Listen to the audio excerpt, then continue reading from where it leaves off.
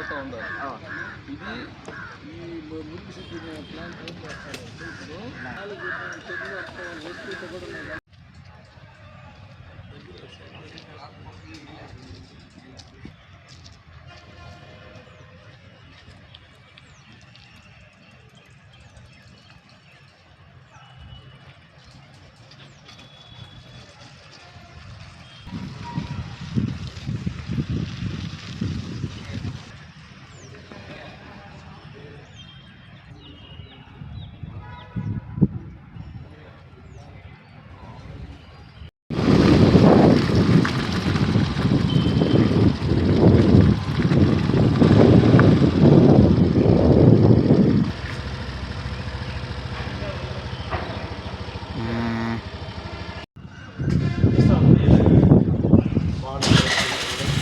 Sanjay Gandhi Nagar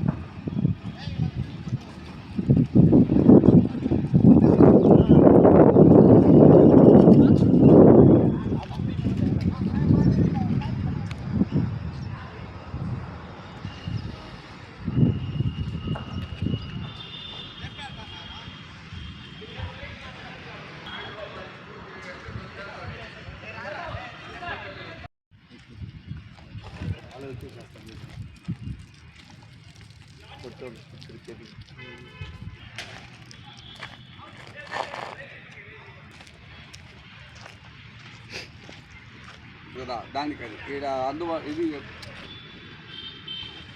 photo తీసి అందరూ వచ్చి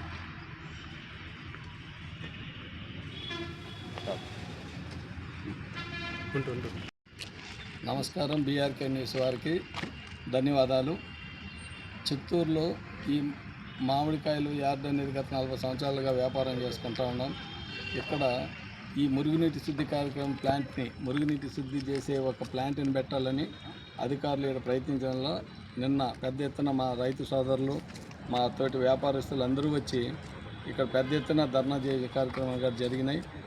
దీనివల్ల మేము వాళ్ళని మరీ వేడుకుంటూ ఉండేదంటే ఇక్కడికి వచ్చే ఈ మురుగునీటి శుద్ధి ప్లాంట్ వల్ల ప్రతి ఒక్కరికి ఇబ్బంది కలుగుతుంది.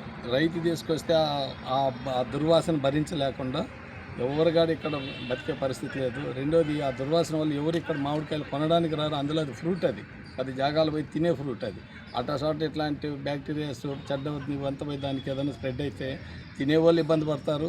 కాబట్టి ఇది ఇక్కడనే కాదు, ఇది పోయేదంతా మంచి బయట రాష్ట్రాలకు పోతుంది. ఇట్లా పంజాబ్ కాడి నుంచి బెల్వాడ, మహారాష్ట్ర, త్రూఅవుట్ ఇండియాకి వెళ్తుంది, అన్ని రాష్ట్రాలకు వెళ్తుంది. ఇక్కడి నుంచి చిత్తూరు మామిడి అంటే మధుర ఫలం.